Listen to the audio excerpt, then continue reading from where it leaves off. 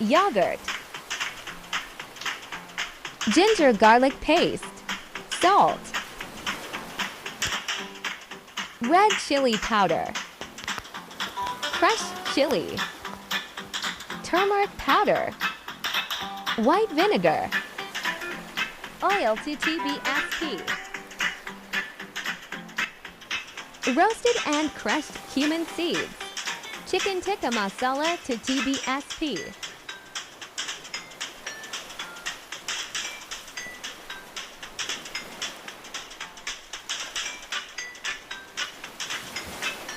Marinate for 4 hours.